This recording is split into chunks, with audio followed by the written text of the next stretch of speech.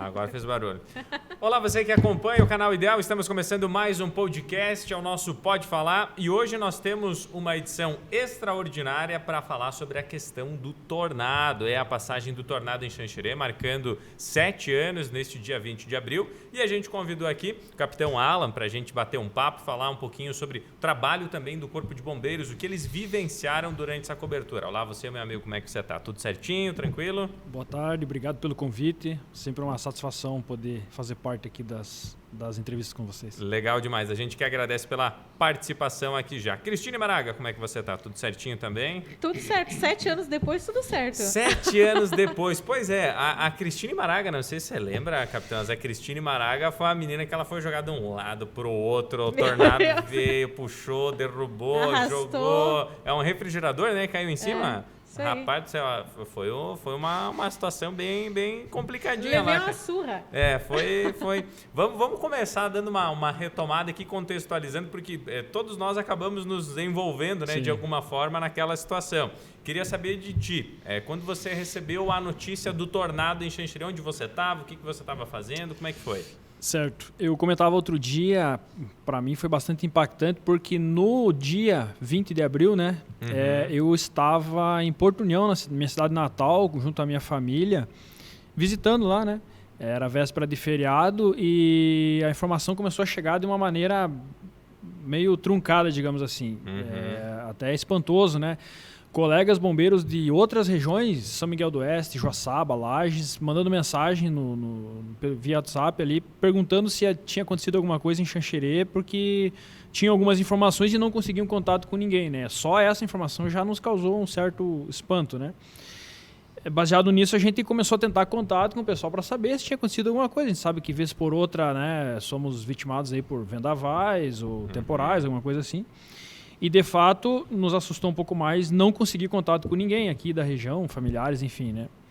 Na época, eu lembro que estava lá na casa dos meus pais e daqui a pouco a gente recebeu uma mensagem, na época do Coronel Parisotto, comandante do batalhão, uma única mensagem assim que chegou no grupo do efetivo do batalhão dizendo que precisamos de ajuda. Somente essa expressão, Nossa. Precisamos de ajuda.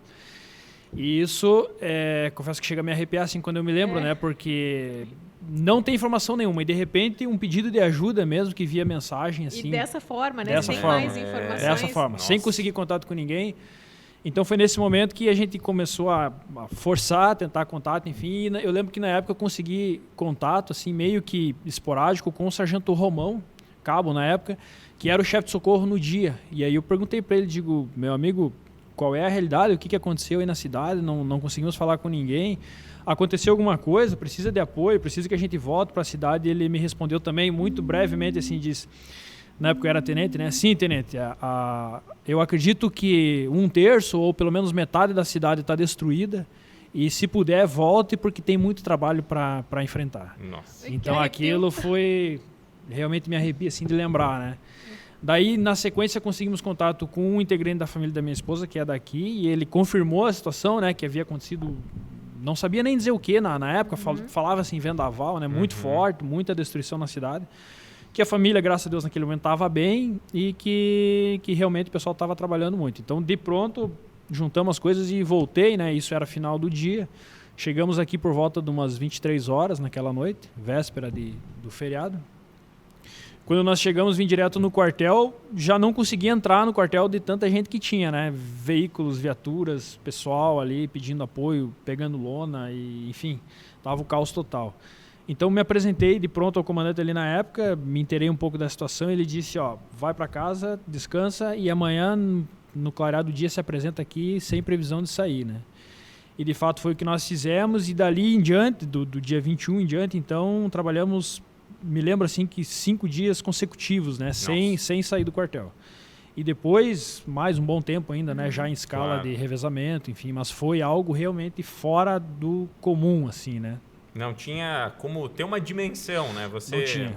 Estando de fora, não conseguia mensurar né, o que realmente tinha acontecido. E então eu acho que qualquer palavra que você dissesse também não conseguia mensurar. Não. Porque mesmo as cenas que a gente mostrava na televisão na época, não dava para ter uma dimensão do tamanho, da proporção do impacto. Não tinha. Era Tanto que hoje, ainda quando a gente conta e relembra, né, os momentos, muitas pessoas não conseguem ter essa dimensão. Sim, né? A gente fala em tornado, as pessoas acham, é um vento um pouco mais forte e, né, com todo respeito, a gente sabe que não foi um vento um pouco mais forte, né? Aliás, acho que no estado... mais forte. Forte é uma palavra fraca para o momento, né? Exatamente. Infelizmente. Mas... Então foi um impacto muito grande mesmo. Né? Agora é impressionante porque assim, nós estamos exatamente hoje fazendo essa gravação no dia 20 de abril, avançando um pouquinho das 4 horas da tarde, então o tornado recém tinha passado há 7 anos atrás aqui por Xanxerê, e esse era o momento em que a gente circulava pelos pontos e era o desespero, né? A gente acompanhava o desespero das pessoas. E quem pode falar um pouquinho mais sobre isso e com muita propriedade é a Cristine Maraga, que estava envolvida nessa situação. Teve a casa em que ela vivia atingida pelo tornado e acabou ficando ferida, enfim, e que poderia relatar para a gente, né? Nós gravamos hoje ainda uma entrevista falando sobre essa questão, mas eu gostaria, Cris, que você relembrasse, porque às vezes algumas pessoas que assistiram aquela entrevista não vão assistir essa e vice-versa, então falasse um pouquinho sobre esse momento, né? Como você se viu no meio do tornado, né? No olho do furacão, digamos, né? Agora que tu falou por volta das 4 horas da tarde, eu acho que nesse momento, há 7 anos, eu estava tentando pegar uma lona no Corpo de Bombeiros. Eu era uma daquelas pessoas que estava tentando. Só que, você imagina, não sobrou nada do telhado da minha casa. E na minha cabeça, naquele momento, eu precisava de uma lona para tentar proteger alguma coisa, mas não tinha nem lógica, não tinha utilidade a lona. Mas eu vim aqui tentar pegar uma lona. Mas, de fato, o que aconteceu? Eu lembro que eu tinha uma rotina assim, eu trabalhava até 1 hora na TV, saía... Chegava em casa, levava minha mãe para o trabalho, voltava para casa, almoçava e daí ia fazer minhas atividades da tarde. Eu recém tinha almoçado, eram umas 3 e pouquinho da tarde. Eu estava dando um tempo, porque eu teria uma reunião no centro, para voltar para o centro. Essa reunião seria às 3h30. E o que me chamou a atenção no primeiro momento foi o barulho. Um barulho muito forte, sei lá, se eu for comparar com alguma coisa, talvez uma turbina, alguma coisa que emite um som muito forte. Parecia muito um temporal com chuva de granizo num telhado de metal para mim. Isso, tinha essa sensação, esse barulho. E foi isso forte que eu pensei. Porque meu pai estava em casa comigo e ele disse assim, vai ver se as janelas estão fechadas, as janelas da casa. E nesse momento eu pensei, me passou na cabeça isso, granizo. Fui, verifiquei as janelas, voltei para onde eu estava, pensei, abri a porta, olhei, vi só uma neblina, né? O tornado já estava na minha casa, eu não sabia. Aí eu pensei, vou guardar meu carro que estava do lado de fora da casa no pátio. Não deu tempo. Ponto. O tornado já estava aí, abriu a porta da cozinha da minha casa, me arrastou pelo chão, já caída, e derrubou o refrigerador em cima de mim. Que daí foi onde eu fiquei presa debaixo do refrigerador. E foi muito rápido, gente. Se a gente conta aqui, às vezes as pessoas pensam, né? Quem não viveu não tem uma noção de quanto do quanto foi rápido e do quanto você fica desorientado, porque você não sabe o que está acontecendo. Sim. Né? Eu nunca tinha vivido uma situação assim, nem de um temporal tão intenso dessa... É coisa que você vê na TV, né? E acontecendo em outros países, no caso. Né? Exato. Não é uma realidade nossa, né? Não. E assim, até eu só fui me dar conta da proporção do estrago quando eu saí de dentro da minha casa, que daí chamei meu pai, eu fiquei presa, né? A minha preocupação era o meu pai, que estava num outro cômodo, estava na garagem, eu não tinha contato com ele. Enquanto tinha esse barulho do tornado, eu não conseguia. Eu chamava ele, ele não me ouvia. Aí, quando passou, ele conseguiu me ouvir, eu chamei ele, deu a volta na casa, né, porque o acesso da nossa garagem era externo. Deu a volta, entrou na cozinha e ele não conseguia saber onde é que eu estava, no meio dos entulhos. Que você imagina um grande liquidificador na tua cozinha. Era isso que aconteceu na minha cozinha.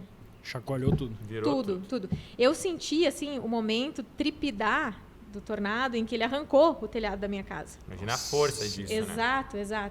Então, aí eu consegui levantar a mão que estava solta, porque a mão direita estava presa, debaixo do freezer também, né, do refrigerador.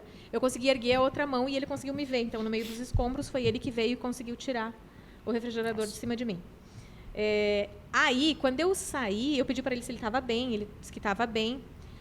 Quando eu saí, a minha preocupação era achar meus cachorros, né, o que tinha acontecido. E daí eu olhei para a vizinhança. E aí foi que eu entendi que não tinha acontecido só na minha casa. Que o bairro inteiro estava destruído. E aí você já viu os vizinhos... É um cenário de guerra, não Sim. tem como descrever isso. Você já vinha... O meu vizinho de cima estava machucado, com sangue escorrendo na cabeça, porque tinha caído o tijolo na cabeça dele. O vizinho da frente, cada um reage de uma forma. O vizinho da frente estava blasfemando, porque recém tinha reformado a casa e destruiu tudo. E as pessoas desesperadas andando de um lado para o outro na rua. Imagina. E daí, quando você fala do telefone, eu lembro que foi uma coisa assim, para mim foi muito impactante, porque eu recebi uma ligação de uma amiga minha que mora num outro bairro. E ela estava em desespero porque a casa dela tinha destelhado parcialmente. E daí ela é bem elétrica, assim, ela começou a falar comigo, Cris, destelhou minha casa, não consigo achar ninguém para vir aqui me ajudar e tal. E eu lembro que eu estava parada na frente da minha casa, olhando, assim, sem saber o que eu fazia. Tipo, eu estava meio que em estado de choque, assim. Ela estava ligando para te pedir E ela ajuda. para me pedir ajuda. E daí ela não parava de falar e eu tava calada. Aí quando ela parou de falar, eu disse assim, Aline, amiga, destelhou parte da tua casa. Eu lembro assim, eu não tenho mais casa. Eu não tenho mais onde morar. A minha casa destruiu inteira. Aí ela disse assim, ela parou, teve um silêncio no telefone e ela disse assim, tô indo para aí. Tipo, Inverteu. Aí inverteu a situação. E pouco depois, ainda quando tinha um pouquinho de sinal telefônico, eu consegui mandar uma mensagem no grupo de WhatsApp da minha família, que aí eu tenho essa mania de mandar a mensagem picada. E eu mandei, oi família, passou um tornado em Xanxerê, nossa casa foi atingida. Foi. Quando eu mandei, Só estamos isso, né? bem, Bem não tranquilo foi pra mais. família receber, né? Nossa. Gente, a minha família surtou. Imagina. Nossa. Não foi mais mensagem. Daí daquela hora em diante, eu recebia eventualmente alguma mensagem, daí SMS, de alguém que tinha tentado me ligar e não tinha conseguido. Então, eu coloquei a família inteira em desespero Sim. naquele dia. No dia Acho 20 de que foi abril. o grande problema para muita gente, né? Essa Sim, falta de sim, comunicação, né? Exato, foi muito ruim. Eles só conseguiram falar comigo depois, assim, eram umas 9 horas da noite, quando eles descobriram que o telefone fixo estava funcionando. Minha tia conseguiu o telefone da RIC, na época da TV que eu trabalhava. Lá na TV eles informaram que eu já estava alojada na casa do Adão, que é o nosso colega, e o nosso colega tinha telefone fixo. Então, foi aí que a gente conseguiu Estabelecer esse contato. estabelecer esse contato para dizer, ó, estamos minimamente bem.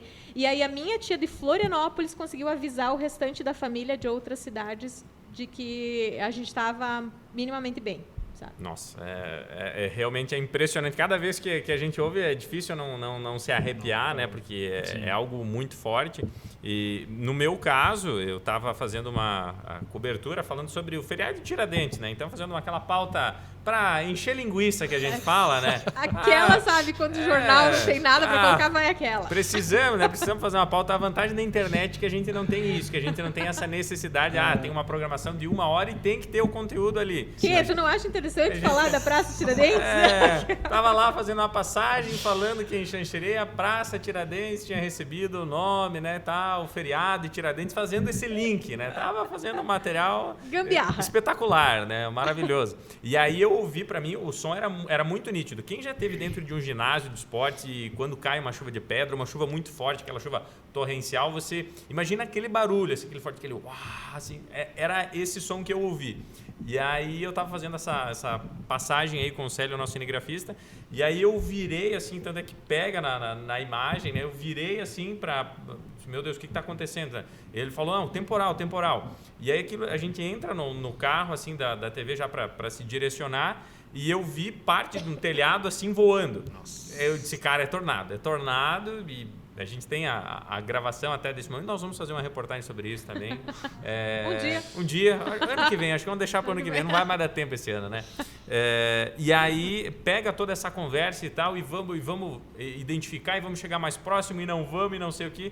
E a gente tem a imagem, isso que a Cris falou, né? Dessa sensação de você ver só uma neblina. Foi o que a gente captou numa das imagens, assim, que a gente direcionou para onde a gente via que o céu estava mais escuro, que era o ponto onde estava o tornado realmente, e essa neblina em volta. Então, assim, as pessoas ou elas conseguiam visualizar o tornado por estarem muito longe ou quando o tornado estava em cima. Sim, porque quem estava a uma distância média não conseguia ter essa noção. Sim. Então, se o tornado tivesse a 20 metros, 15 metros de você, talvez você não conseguisse ver. Então, você ia perceber quando você estava no meio, que foi a situação da Cris. Ou quem estava bem afastado, que era dos pontos mais altos da cidade, que as pessoas filmaram, tem as cenas, né, pegando justamente o movimento. Porque Não é aquele... Quem não viu o vídeo, talvez a maioria das pessoas devem ter visto, mas os vídeos que a gente tem não é aquela formação do funil como a gente vê nos Estados Unidos, né? Aquele tornado que você percebe, você visualiza ele com uma certa facilidade. Foi bem diferente daquilo que a gente via na TV. Então, a partir do momento que a gente conseguiu pegar o ponto, que foi na altura da 27 de fevereiro, ali já virando, né, próximo ali de onde tem a parte dos seminovos da Alto Xanxerê também, a gente se deparou com um cenário e viu a destruição, a gente teve uma noção, meu Deus. Era um rastro, né? Assim, eu lembro que uma das primeiras frases que eu e o Célio, um falou pro outro foi: meu Deus, vai morrer muita gente, ou morreu muita gente, porque você via estruturas gigantescas ali destruídas e não teria como ser diferente. Então foi algo que realmente impactou ali na sequência.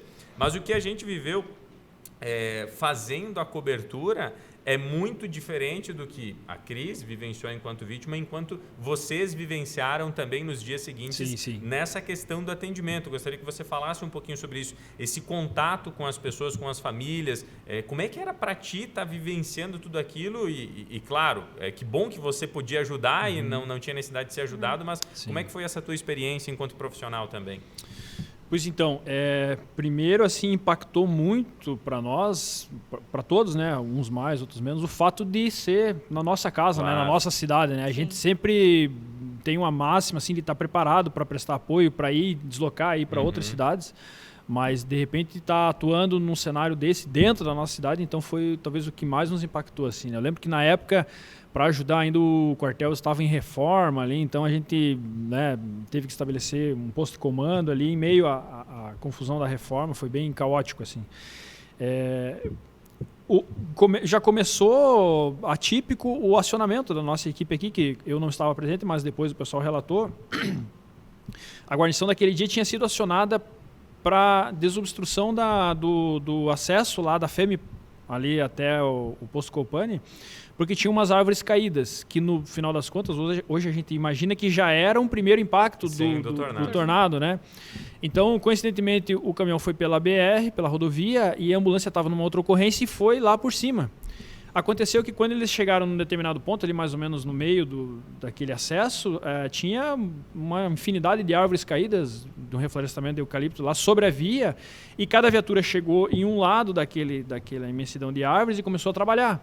E aí as guarnições ali não conseguiam se comunicar porque já estava sem comunicação. Ou seja, eles já estavam trabalhando no cenário do tornado e não sabiam do que tinha acontecido dentro da cidade.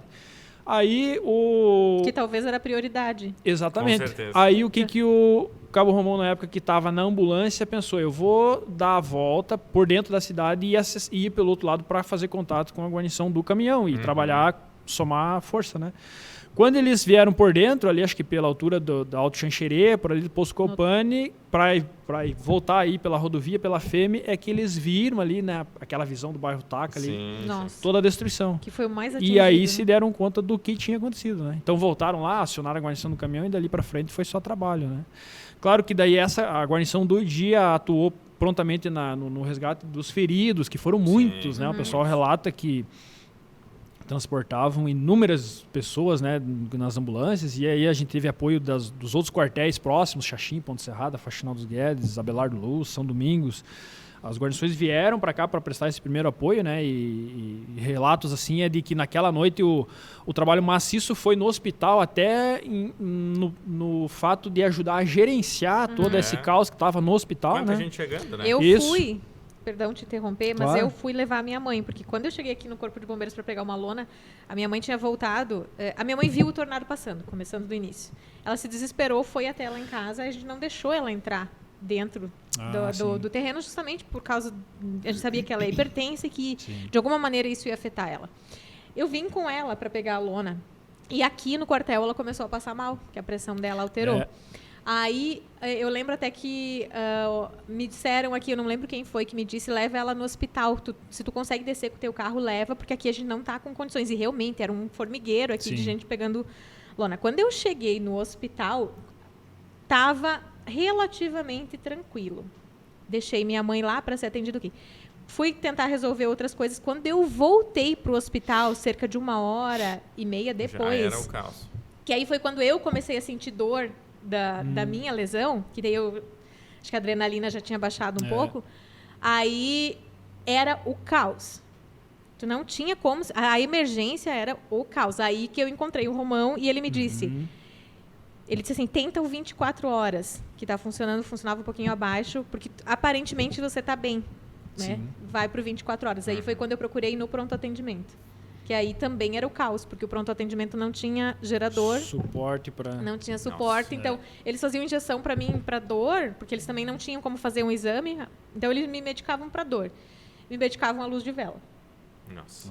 Pensa a situação, você gerenciar isso. Exato. Era o caos, gente. Não existia. Não, eu acho que não sei se a gente vai viver outra situação dessa. Tomara que não. Mais, né? Até porque hoje se tem, talvez, uma ideia melhor de como atuar numa Sim. Só situação. Que mesmo assim é muita demanda, é o que a gente fala da própria pandemia, né? É muita demanda concentrada num curto espaço de tempo. Então, por mais que hoje tenha essa preparação, tenha essa informação, mas vamos lá, vamos imaginar. Existe uma equipe no hospital preparada para um determinado número de pessoas, do corpo de bombeiros para um número de pessoas, e aí você vai por uma escala de 100 vezes, sei lá, 200 vezes o que seria o normal. Então, foge muito a regra, né? Nenhuma estrutura está diariamente preparada para um cenário desse, né? A gente consegue dar uma resposta e se estruturar ao longo do período que vai passando. Mas nunca nós vamos ter uma estrutura pronta para atender uma situação dessa, né? Diariamente. Seja de emergência de bombeiro, de polícia, de prefeitura, de hospital, né? Cada demanda... É sobrecarregado. Né? Nessa questão que você falava desse atendimento de vocês enquanto profissionais, eu tenho uma dúvida assim, de vocês, existe todo um preparo, óbvio, né? Mas quando você se depara com essa situação, vamos imaginar, esse pessoal, não sei se você teve relato até desse pessoal que veio dar o suporte de Xaxim, de outros municípios e tal. Quando eles chegam nessa situação, eles já têm um direcionamento, olha, você vai para tal ponto ou localiza, verifica o que você encontrar e tenta ajudar ou não. Já vai para um direcionamento, tipo, olha, vai em tal local que a gente sabe de uma vítima mais grave, vai em tal ponto. Como é que funciona essa gestão num momento de tensão como esse? Olha, dentro da resposta a emergências, a gente tem algo que nós chamamos de sistema de comando de operações, né, que é justamente um cenário para ser instalado a partir do momento que a gente tem uma ocorrência, uma demanda muito grande, né, que é o exemplo é o tornado. Outros grandes desastres demandam isso, grandes incêndios, enchentes, enfim, né, os desastres de toda a ordem. E numa situação como essa, por exemplo, como a demanda foi tão grande e exagerou ali a nossa capacidade de resposta, o chefe de socorro do dia ele estava concentrado nos atendimentos que chegavam, mas com toda certeza os demais integrantes do quartel já tinham sido mobilizados, já estavam dando apoio, os quartéis chegavam de fora e iam respondendo às demandas de quem estava, né, assumindo o comando ali, seja o oficial de dia ou o comandante do batalhão, enfim, né, que a estrutura foi sendo encorpada. E aí, à medida que o pessoal chegava, ia sendo direcionado, né, já conforme as demandas que a gente tinha. Isso varia conforme cada tipo de desastre, né, e mais uma vez, para piorar, esse tornado ele foi um desastre que aconteceu que não é rotineiro nosso, nem aqui nem no estado, né? Sim. Temos eventos num passado que já aconteceram, mas... Mas então pegaram uma área mais rural, então o impacto é diferente. O número de vítimas é muito diferente. Exatamente. Eu acho que não teve, assim, na história do nosso estado aí... um episódio semelhante a esse atingindo o perímetro urbano, assim, né? Com tanta intensidade. Isso que acaba impactando muito, porque é a nossa região e até o próprio Parisotto, né? Ele é um estudioso desse assunto, né? Falava dessa questão de sermos uma rota de tornados, né? A segunda região mais propícia do mundo, perdendo, obviamente, só para os Estados Unidos. Então, isso nos preocupa. E aí você para pensar quantas situações que a gente viveu no passado, porque vários relatos, né? De vendavais muito fortes e tal. Então a gente fica pensando, será que realmente foram vendavais ou não eram outros? Já eram tornados que estavam atingindo Xanxerê, né, anteriormente. Então, existe essa preocupação e existe, obviamente, a possibilidade de um novo evento. A gente espera, obviamente, que seja num ponto mais isolado, que afete o menor número possível de pessoas, mas existe essa possibilidade, infelizmente, né? Então, é isso que você falou, tu não consegue ter essa preparação para dar a resposta como todo mundo imagina que precisa ser de imediato, mas ao mesmo tempo, hoje vocês estão muito mais preparados, né, para que essa escala de resposta aconteça de uma outra forma, né? Tanto que isso já é um pouco histórico, né? Alguns eventos que aconteceram no estado e a gente considera assim, a corporação considera um divisor de águas o desastre que aconteceu no Vale do Itajaí em 2008, né? Lá o deslizamento, enchente, tudo, né? Aquilo, a nossa corporação sofreu muito com a resposta dada lá, porque não tinha uma doutrina, não tinha, né, toda uma estrutura preparada para aquilo. Então, a partir daquilo, passou a se desenvolver muitas doutrinas, intervenção em áreas deslizadas, que a gente tem o curso aqui, a parte de sinotecnia, a estrutura de força-tarefa do Corpo de Bombeiros nasceu lá. E essa mesma estrutura, ela, por exemplo, foi aplicada já aqui no tornado, né? Então, a partir do dia seguinte, ali do dia 21, a gente começou a receber equipes de outros batalhões, inclusive, que vieram apoiar, de Chapecó, de Joaçaba, de São Miguel do Oeste. Veio muita gente, né? Veio. Porque como a demanda era tão grande, a nossa capacidade de resposta já tinha sido superada, então a gente começa a contar com esse apoio externo, né? E isso é uma estrutura que hoje a gente tem plenamente desenhada na corporação, né? Então, em qualquer canto do estado que acontecer um desastre fora da capacidade de resposta, imediatamente a gente mobiliza equipes de apoio, né? É interessante ver essa organização que a própria Defesa Civil, né, se estruturou, se organizou de uma forma totalmente diferente com relação a isso, o Corpo de Bombeiros. Então, isso passa uma tranquilidade maior, porque, infelizmente, é impressionante o número de desastres naturais que a gente está sujeito, né? Aquilo que você falou, alagamentos, o deslizamento, essa questão do próprio tornado aqui na nossa região. Então, são fenômenos de uma intensidade muito grande que acabam nos afetando. Sim. Agora, tem um ponto que, enquanto a gente conversava, eu estava lembrando, você falou nessa questão da passagem, né, que acabou derrubando as árvores na rodovia e tudo mais, e a gente lembra que Ponte Serrada também foi afetada, né? Teve muitas famílias lá atingidas, né, com perdas, com pessoas feridas e tudo mais. E aí se falou num segundo tornado. Eu ainda questiono essa ideia do segundo tornado pelo fato de justamente tem registro também de prejuízo no interior de Xaxim, nessa mesma direção de onde ele veio, e na sequência, nessa mesma direção também Ponte Serrada. Então, talvez o que a gente já viu, isso assistindo, né, vendo informações, reportagens e tal, que talvez ele pode ter oscilado, né? Talvez ele pode ter, né, um determinado ponto ele subiu, desceu, baixou de novo e tal, mas eu acredito em um tornado. E aí o que a gente vê também? Quando um tornado ele fica por tanto tempo assim, mostra a intensidade dele, mostra o quanto ele foi forte, porque nós estamos falando aqui de um raio de distância de 100 quilômetros, talvez, provavelmente. Então, imagina a intensidade dele, a força desse tornado para ficar por tanto tempo no solo ou alternando, enfim, e causar essa destruição. Mas a força dele a gente pode ver na prática, né? Sim. Casas movidas para o meio da rua, casas... Caminhão, carreta. O ginásio, né? O ginásio. O ginásio, eu acho que é o mais emblemático. Qual foi a cena que mais te impactou? Naquela noite, quando eu saí do quartel com a orientação de voltar no outro dia, né, para trabalhar consecutivamente, eu tive a ideia de descer e tentar ter uma impressão do que tinha acontecido, né? E a gente tentou acessar algumas ruas ali que já estavam totalmente trancadas, né, obstruídas. E, uma escuridão total. Escuridão total, não tinha... Então eu cheguei à conclusão que era pior tentar fazer isso, ia mais atrapalhar naquele momento do que ajudar, né? Não consegui ver muita coisa naquela noite. E aí no dia seguinte, já trabalhando, a gente foi fazer um reconhecimento na cidade. As imagens que mais me impactaram foi daquela casa ali na próxima ABB, que foi parar no meio da rua. A rua Joinville, né? Joinville, isso. A rua Joinville e o ginásio. Inevitavelmente o ginásio foi assim, acho que pelo tamanho da estrutura, né? Ver o ginásio de força, isso, né? Isso. O ginásio, e daí na sequência ali aquela região que foi muito impactada, inclusive eu trabalhei na sequência ali cerca de uns 3 dias numa casa onde a gente trabalhou cortando e removendo as treliças do ginásio que foram parar em cima daquela casa. Aquilo é impressionante. E uma dessas treliças do ginásio bateu num prédio ali próximo e derrubou a parede e foi a cair, né? Então a gente ficou...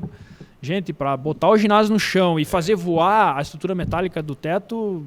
É difícil ter uma noção do peso daquela estrutura, difícil. Né? Porque você imaginar, ela cobriu a casa, né? Toda aquela estrutura cobriu a casa. Então você para pensar, uma estrutura daquele tamanho, sei lá, vamos imaginar 80, 100 metros quadrados, talvez, sendo levada pelo vento por, não tenho ideia agora de quantos metros, mas também não talvez sei, mais de 100 metros, mais de 100 metros com certeza, sendo levada pelo vento a uma altura que foi atingir o prédio lá a mais 10, 15 metros, não sei, e aí cair sobre uma casa.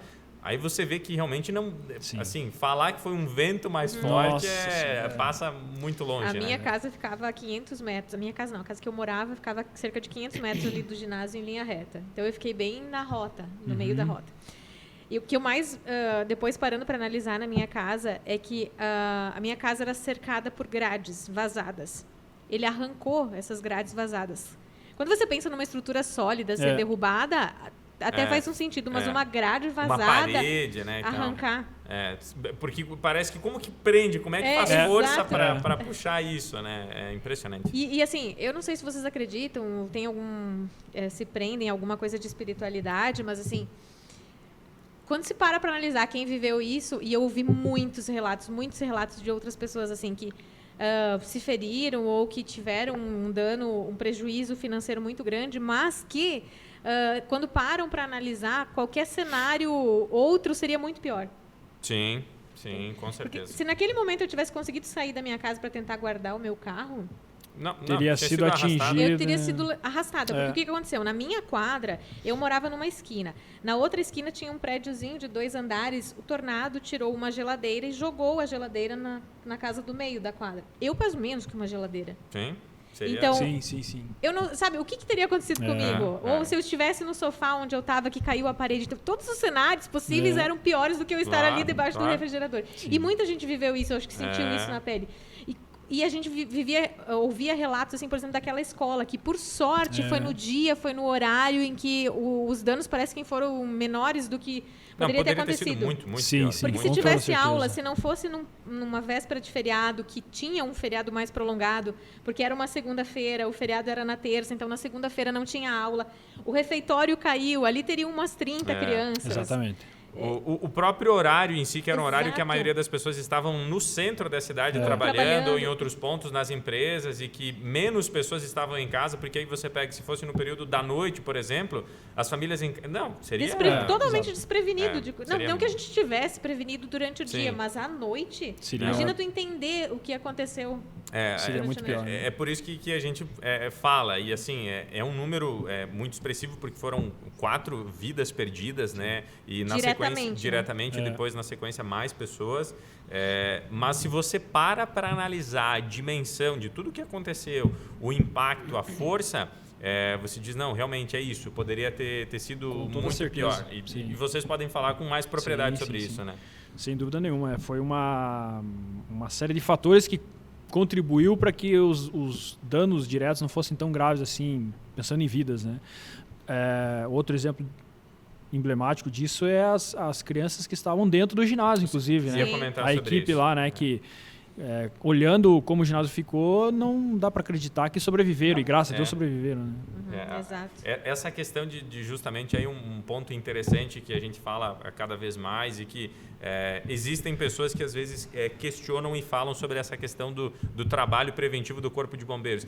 Mas tem essa regra, tem essa exigência, tem isso, tem aquilo. Olha a importância de existir. É claro que não era pensado para aquilo, a arquibancada, né? A parte de baixo da arquibancada não era pensada para isso, mas serviu como um abrigo. Sim. Agora, olha a importância de uma estrutura desse porte ter um espaço em que as pessoas possam, em questão de segundos, se abrigar. Porque se não houvesse isso, gente, infelizmente, olha quantas vidas que não teria tempo para mais nada, né? Não. Sair, não teria o que fazer, né? Infelizmente, não teria o que fazer. Então, assim, era a única coisa que tinha a ser feita era isso, era buscar esse abrigo e foi o que aconteceu. Exatamente. Mas existia esse abrigo. Agora você pega quantas situações, infelizmente, a realidade de grande parte das estruturas de salões comunitários em bairros e outros pontos, em que isso não existe, não tem uma arquibancada. Então, assim, isso vale às vezes para uma empresa, né? A empresa está construindo um barracão e tal, e talvez naquela linha de reflexão, nós estamos em uma região que pode ser afetada, que pode ser atingida por um tornado diferente. Eu não ter a opção de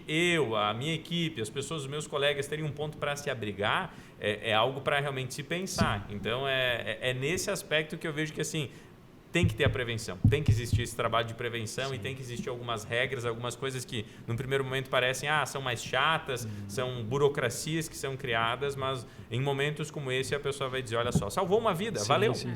Tá tudo certo, né?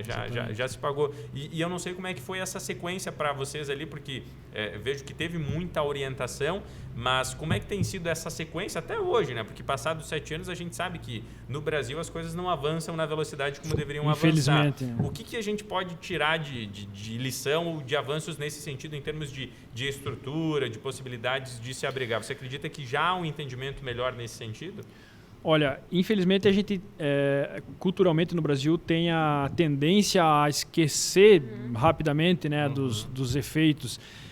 Quem sofreu na pele ou quem esteve envolvido diretamente guarda isso por mais tempo, né? Nunca vai esquecer propriamente dito, mas num contexto geral, assim, né, até falando em gestão de municípios e de estado, enfim, da nação, isso acaba não virando uma consciência preventiva, né?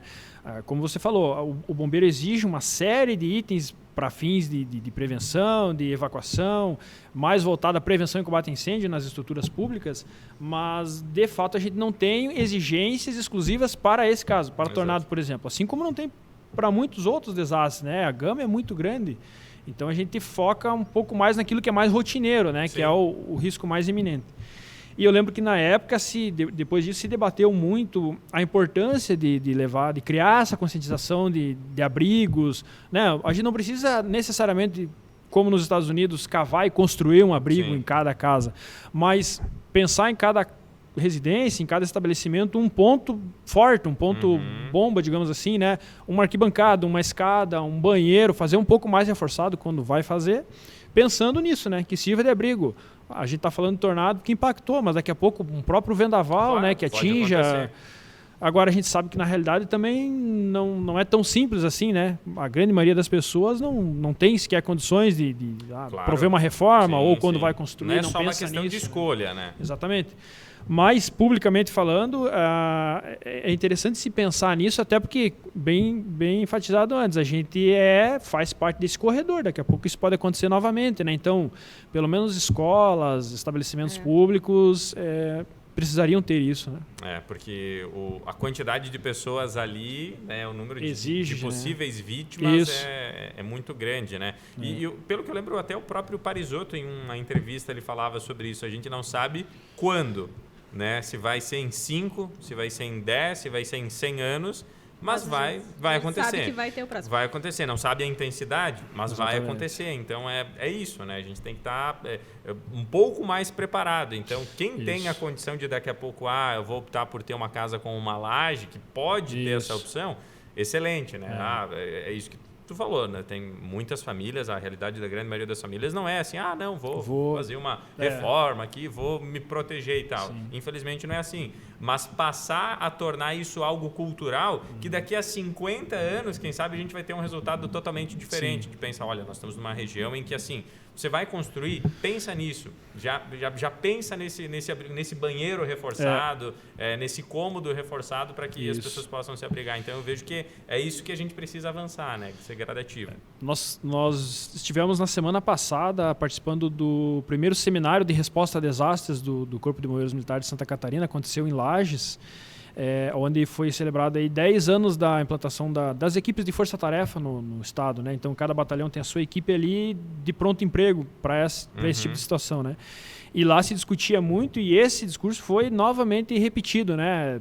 Não é questão de se vai acontecer, mas de quando, né? A gente sabe que voltamos agora ali de Petrópolis, que sofreu toda uma questão lá de deslizamento e enxurradas. Então, rotineiramente isso acontece em algum canto, né? Não tem como você dizer, até a própria questão a gente falava de Brumadinho, né, que é uma região onde tem muitas represas, barragens naquele formato, então pode acontecer novamente. Essa questão de Petrópolis é uma região que já foi atingida, sendo atingida de novo. Então, o que fazer para minimizar né? Quem sabe impacto, evitar, porque essa história, o principal ponto é salvar vidas, né? Sim. Essa é a questão, esse é o foco. Mas é como tem situações, né? E passados 7 anos, e a gente para pensar nesse aspecto, realmente a gente evoluiu um pouco nesse sentido, né? De pensar, né? A gente fica um pouco mais tranquilo por essa questão de bombeiros, defesa civil, já ter essa organização, ter esse preparo maior, mas a gente para pensar em quanto ainda falta no outro aspecto, né? Quanto que a gente ainda Não, na prática, demora. acho que a gente subiu um degrauzinho só. É. Mas a gente tem muito ainda para evoluir nisso. Sim. E eu não sei como é que é para vocês, mas eu, nesse período do ano, especialmente quando o céu começa a mudar... Já começa a dar um... É inevitável não lembrar. Sim, porque, assim, sim. dias abafados, aquele dia eu lembro que estava muito abafado, assim, tinha uma previsão de chuva. Então, dias abafados, assim, particularmente, eu tenho medo ainda. É que quem vivenciou não tem como... Assim, algumas situações específicas muito fortes eu lembro também, né? Tenho essa questão de, olha, tá muito parecido com o dia. Remete, volta, não é tão frequente assim. Mas é que o meu impacto foi muito menor, né? Marcou menos do que o teu caso, que estava envolvido. Eu lembro, inclusive, de ouvir relatos de muitas pessoas que tiveram situações psicológicas depois, né? Traumáticas, decorrente disso, né? De ver o tempo fechando e começar a entrar em pânico. Mas eu lembro que logo depois se implantou aquele serviço da Defesa Civil das mensagens. Ah, sim. E eu lembro que eu já estava na outra casa morando e devia ter dado 1 mês e meio depois do tornado, 2 meses, veio um alerta de possibilidade de tornado. E foi uma madrugada que, assim, foi muito tensa. E eu lembro de ter ficado a madrugada inteira acordada, de não conseguir pregar o olho, porque, assim, eu tinha muito medo de que acontecesse novamente à noite, que era quando vinha... Então, toda vez que vinha uma mensagem, eu gelava, assim, com esse aviso. Hoje eu já estou mais, né, passados 7 anos, lógico, né? Então, tu acostuma um pouco mais, mas é tenso. Não tem como ser diferente, né? Impactante, né? É uma coisa que foge totalmente daquilo que a gente falava. Não é um temporal comum, não é uma situação simples, é algo que marca demais para as pessoas que estavam, digamos, um pouco mais de fora, já impactante, imagina para quem estava diretamente envolvido. E os números são impressionantes, né? De pessoas que ficaram desalojadas, desabrigadas, enfim, feridas de alguma forma. Então, foi numa escala, algo assim que, óbvio, a gente espera jamais viver, né? Espera jamais visualizar. Mas, ao mesmo tempo, tem que se atentar a esses dados, essas informações de que é possível, né, a nossa região ser atingida novamente por outros episódios como esse, de maior ou de menor intensidade, mas é uma realidade, né? Assim como nos Estados Unidos eles sabem, não adianta tapar o sol com a peneira, dizer assim, não, isso aconteceu uma vez, nunca mais vai acontecer e tal. Então, a gente tem que pensar nesse aspecto, infelizmente, né? Porque é algo que realmente assusta, foge totalmente do nosso controle e que a gente tem que se preparar para minimizar, né? Evitar o... E infelizmente a gente tende a aprender muito mais com a dor, ter sofrido, né? Do que pelo lado bom. E os Estados Unidos é um exemplo disso. Isso é tão frequente e tão impactante lá em muitos estados que lá sim as pessoas chegam a construir abrigos subterrâneos, né? Porque muitas vezes as casas são totalmente devastadas. E não uma ou outra, como foi aqui, né? Às vezes bairros, cidades inteiras, né? Todo ano. Então pensa o impacto disso, né? Deixa eu só atualizar, porque o pessoal que talvez não pegou, não lembra dessa história. A gente atualizou hoje numa matéria aqui no canal, então... Os ventos foram de mais de 250 km por hora, né? Foi considerado um tornado de intensidade F2, né? Na época, segundo a Defesa Civil.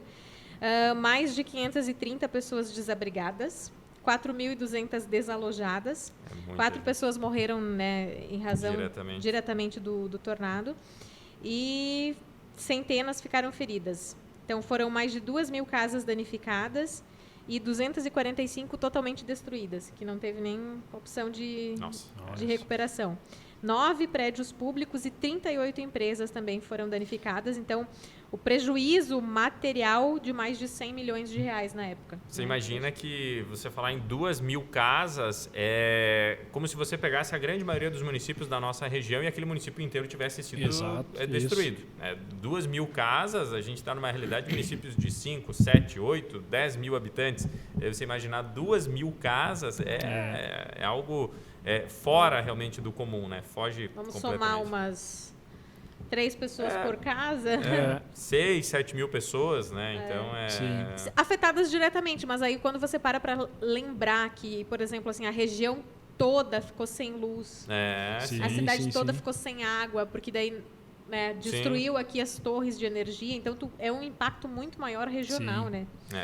Então, Mas e como foi bom também, ao mesmo tempo, ver a solidariedade de pessoas do país inteiro, né?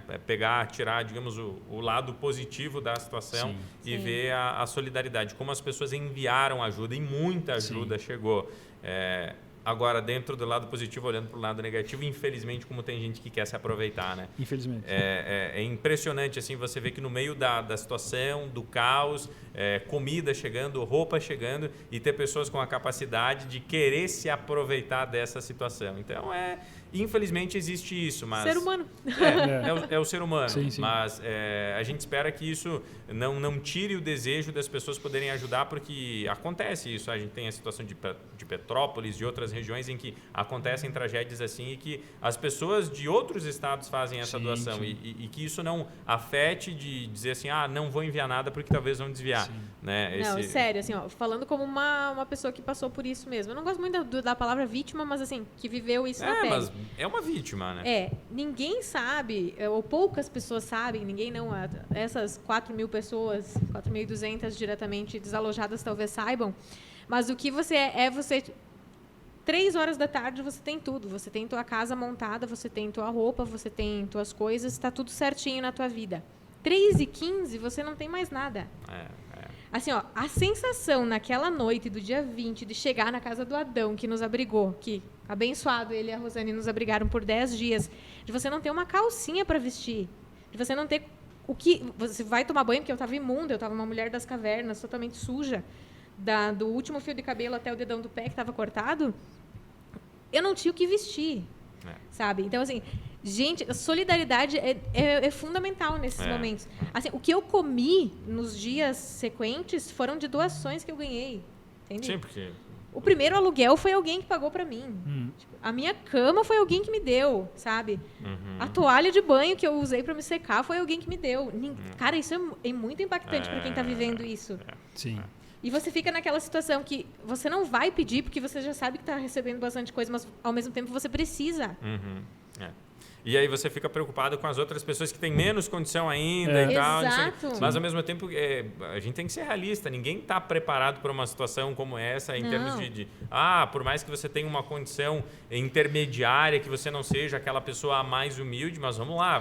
Mas assim, Éder, você tem uma condição intermediária, mas era um feriado, não tinha uma loja na cidade aberta. Sim. Era noite. Você ia vestir o quê? Entende? Sim, você ia comer o quê? Você contava com a ajuda, com a colaboração de outras pessoas. Se você não tem isso... Sim. Você não tem o mínimo de condição de dignidade, digamos, né? E isso foi muito bacana, porque eu acho que assim, aquele primeiro dia, o que eu senti assim, foi de pessoas que nos acolheram. Entende? E isso aconteceu muito, com muitas pessoas aqui de Xanxerê. Porque quem não foi atingido, de alguma forma, se mobilizou para ajudar. Ajudou. Naquele dia. E foi muito bacana. Agora, o que começou a ser ruim, que já começou no dia seguinte, foi o turismo. Sim. Turismo vocês devem ter enfrentado muito que problema. Vocês tentavam ajudar a controlar, Turismo de né? desastre se chama isso. Turismo de desastre. Que era o quê? Gente, sério, eu voltei na minha casa no dia seguinte para tentar ver se tinha sobrado alguma coisa aproveitável naquele momento. E eu via pessoas com placa de fora em carros com uma cuia de chimarrão, um chocolatinho, comendo e passando. E vendo, tipo, a desgraça alheia. Literalmente assistindo Que era só. feriado, né? Porque era feriado. Então, vamos na cidade vizinha para ver o que aconteceu. Não, se você não vai para ajudar, você não vai na cidade vizinha. Você vai atrapalhar. Você vai, exatamente, Sim, era vai essa a questão. Você atrapalhava quem estava tentando tirar um pouquinho do que tinha sobrado ali. E tinha muita gente, infelizmente, foi muito. Acho que no trabalho de vocês vivenciaram muito isso. Muito. Infelizmente, isso é outra coisa que é cultural no Brasil, né? A gente vivenciar esse turismo de desastre, vivenciamos aqui, agora em Petrópolis, novamente. Exige a resposta, o resgate, o apoio às pessoas atingidas, independente da natureza do desastre, exige uma força, um empenho muito grande por parte das agências públicas, né? Sim. E exige ainda uma força maior, muitas vezes força física mesmo, quase absurda, para você tentar coibir isso, que é um absurdo, né? Pessoas que estão lá que não deveriam, que não precisam. Isso, claro. né? Mas para vocês terem uma noção, a gente contou com a ajuda de muita gente que chegou lá na minha casa logo na sequência e conseguiram tirar o que deu para tirar naquela noite. A gente deixou na garagem do ex-patrão da minha mãe. Quando a gente voltou no outro dia de manhã para casa, tinham roubado os metais do banheiro. Nossa. Olha só. Furtado, né? Furtaram os metais do banheiro numa escuridão que era aquela noite do tornado. Era inseguro, porque assim, tinha partes do telhado que tinham, do forro tinha ficado, tinha parte da parede meio que caindo. A pessoa se deu ao trabalho de entrar numa casa colapsada para tentar roubar alguma coisa. E vários relatos de pessoas que estavam voltando para casa, sabendo disso, que não queriam ou visualizando sair, isso, porque estava tudo escuro e tal, estava propício, digamos, para quem queria cometer algum tipo de crime. E a gente passava circulando com a nossa equipe de reportagem, pegando situação, a gente via justamente isso. Cara, não tem telhado na tua casa, o que tu tá fazendo aqui? Não, eu tenho que ficar aqui, eu tenho que proteger o que sobrou aqui dentro, porque eu não tenho para onde levar, e vão vir roubar, e vão vir furtar. Então, tipo, as pessoas terem que passar por uma situação como essa, tu imagina, a pessoa tá lá, ela não vai conseguir ter uma noite de sono para tentar se recuperar. É o momento talvez mais fragilizado da vida dela. E ela né? tem que pensar nisso. Sim. Então, o ser humano, né? O ser humano, aquela história do ser humano. Gente, o nosso tempo está encerrando, né? Estamos chegando na finaleira. Gostaria de partir para esse momento final e deixar esse espaço, capitão, para que você pudesse falar no final o que você tira de lição de tudo isso, de positivo, de negativo, enfim, dessa experiência, dessa vivência que você teve com o tornado aqui em Xanxerê. Dessa realidade de desastres do nosso estado, e falando especificamente do tornado que nos afetou aqui, infelizmente isso é uma máxima dentro da nossa corporação, né? A gente sabe que mais hora menos hora os desastres vão acontecer, né? Não é como nós falamos, não é se vai acontecer, mas sim quando, né? Então a gente busca se preparar, estar cada vez mais capacitado e equipado para dar essa resposta da melhor maneira possível. Nós sabemos também que, graças a Deus, muitas estruturas evoluíram, né? A Defesa Civil evoluiu muito depois desse desastre e outras estruturas como um todo, mas a gente também depende daquele pouquinho de cada um, né? De cada um também pensar na sua segurança, se precaver um pouco, né? Enfim, tentar prover a sua própria segurança, da sua família, né? Tentar se prevenir um pouco com relação a isso. Falando de segurança em todos os aspectos, né? Nós focamos mais na questão de desastres, mas não depende também um pouco de cada cidadão, né? Com certeza. Tem que ter a colaboração, tem que ter a parte de cada um. Cristine Maraga, para a gente fechar também. Difícil até perguntar, né? O que tira de lição, o que tira, mas eu acredito que você tirou. Mas tira muita coisa boa. Bastante coisa positiva. Porque, assim, no final, né? Eu acho que não assim, partindo de uma linguagem linda, assim, coach da sim, vida. não dá pra romantizar. Não é muito pra também. romantizar. Mas assim, você passa a enxergar as coisas de uma maneira totalmente diferente. Eu acho que por isso, tu leva uma chapuletada aí na cara que você acorda pra vida. Sabe que poderia ter terminado. Exatamente. E a minha família brinca que é a minha segunda data de aniversário. É isso aí. Mas minha e de muita gente, né? Daqui de Xanxerê. Mas tu passa a valorizar as coisas de outra maneira. Coisas pequenas do teu dia a dia que antes você não dava valor, que você pode perder de uma hora para outra, e você passa a ver as coisas de uma forma diferente. Você passa a ver de uma forma diferente. Eu era assim uma pessoa que eu era muito difícil de dizer que eu precisava de ajuda. Eu não gostava de admitir. Eu era meio que tentava ser autossuficiente o tempo todo. E você percebe que não, que você precisa da ajuda de outras pessoas, que você está muito fragilizado, você vai ter que chegar, vai ter que pedir, vai ter que buscar. E eu acho que uma das coisas que mais assim me fortaleceu nesse sentido é que eu tinha meus pais comigo e eles passaram, assim, a minha mãe passou 3 dias que ela só falava assim, ela olhava para mim e ela falava, e agora? O que a gente vai fazer? Aí ela conversava um pouquinho, alguém conversava com ela, ela dizia assim, e agora? O que a gente vai fazer? Então, assim, eu tinha que ser, naquele momento, a pessoa forte da casa. Sim. Então, você aprende, você tira muitas coisas positivas. Mas, assim, o que eu deixo, assim, talvez de lição nisso tudo é, tipo, gente, procurem ajudar. Não importa se alguém vai desviar, sempre vai ter alguém que vai desviar, mas tem muito mais gente precisando. Então, de alguma maneira, e, assim, eu sou extremamente grata a todo mundo que colaborou. Porque, assim, nesse momento, eu vi o quanto é bom você poder contar com as pessoas e ser acolhido. Que eu ganhei muita coisa de pessoas assim que vieram diretamente a mim quando souberam que eu tinha sido atingida e que eu estava passando por essa situação. E não tenho vergonha de dizer, a gente passou por uma situação muito difícil mesmo, depois disso tudo. Mas, assim, chegou muita solidariedade até mim, sabe? Muitas pessoas que vieram então, sejam solidários. Se precisarem, ajudem, porque, realmente, nesse momento pode ser o pior momento da vida de uma pessoa e você pode mudar ela por uma coisa simples que você vai destinar para ela. Por um gesto, né? Por um gesto, exato. Por uma atitude. Que legal. Bom, é isso aí. Temos que tirar as lições positivas. Capitão, muito obrigado pela sua participação aqui no nosso podcast, de poder trazer essa sua experiência, essa sua vivência e, claro, nosso espaço aqui sempre à disposição para que a gente possa trazer também as informações do trabalho importante do Corpo de Bombeiros. Bacana, agradecemos e estamos sempre à disposição. Obrigado mais uma vez. Cristina Maraga, obrigado. Eu tô aí sempre, né, gente? Até a próxima, então. Gente, tivemos essa edição extraordinária hoje aqui, marcando, então, esses 7 anos da passagem do Tornado por Xanxerê. Muito obrigado pela sua companhia. Até a próxima. Nos acompanhe no Deezer e no Spotify, gente. Bem lembrado. Valeu. Até. Tchau.